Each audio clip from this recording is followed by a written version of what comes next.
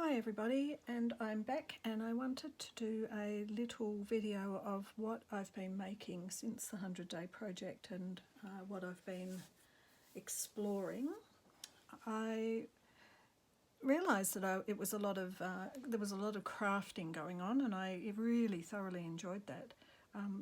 I felt that I was stretching my skills in those areas, but I wasn't stretching my skills in some other areas, and I really wanted to put in a little bit of time.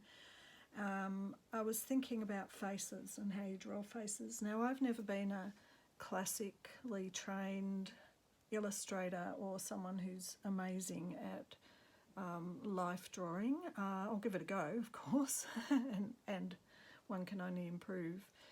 But I got out these little manga books that I have by Katie Coop.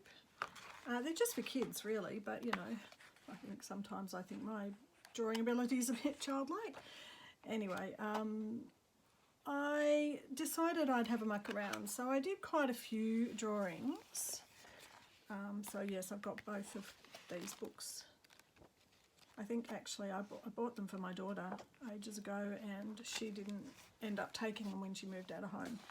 So I've got them still. Alright, so I was having a play, and when I'd drawn quite a few of these faces, I ended up cutting them out, and then I thought, what am I going to do with these? I just had these floating faces, just floating in space. So in the end I thought I'll just stick 2 book pages together, put a bit of tissue paper, put the face on, and then see where it goes from there. So I wasn't sure what I was going to do for hair. So what I had were pages that I had used Distress Oxide. I just basically swishoed it round and wet and used a paintbrush. And these were, I had pages like that were left over from other things and different colours. So I started to try and almost cut out an anime hair shape, but it really wasn't an anime hair shape.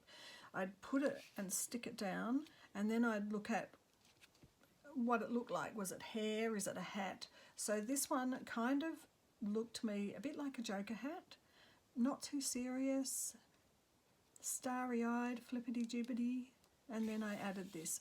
So as I got further into it with more and more, and I will show you them after, I just don't want to now because I want to focus on this one, I realised that they kind of looked like the 7 deadly sins. So that progressed with some research into what the 7 deadly sins were.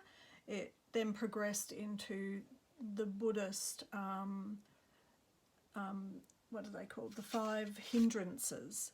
And in the end, I only ended up with 5. So I didn't have 7, and I was going to make another 2 to make 7, but I kind of thought, I like the idea of the hindrances because it's not making really a judgment. It's just saying that we're all on a path and we're all on a journey, and you know, something just holds us back sometimes, rather than, oh, you're a naughty whatever. Well, I have scanned them in, and I've ended up on about a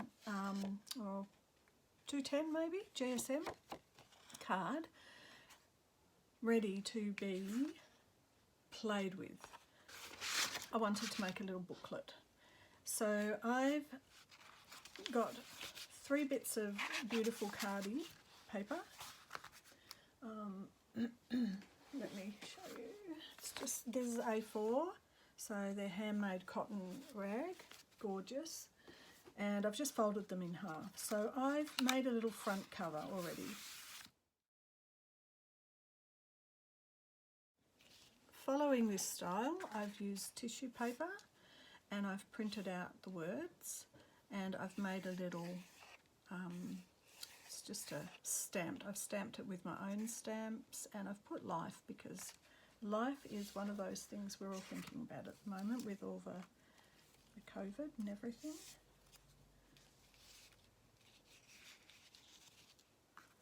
And I thought I would try to, now there's no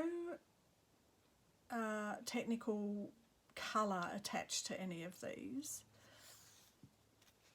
but I've tried to think about what might work with it if I'm working with something. And so number one, KAMACCHANDRA, is sensory desire. So I thought that this person that I was drawing was a little bit starry-eyed and maybe just went off a bit, you know. Didn't think too much about anything and just reacted on their own pleasure centres and nothing much else. So I'm going to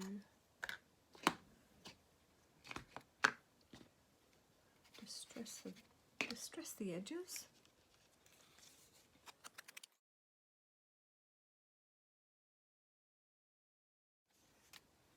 That one's done.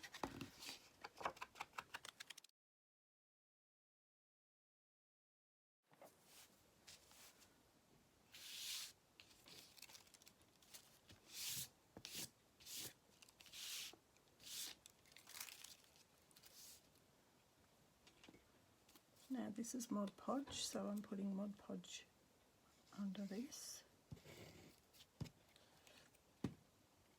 And using a card to spread it out to the edges.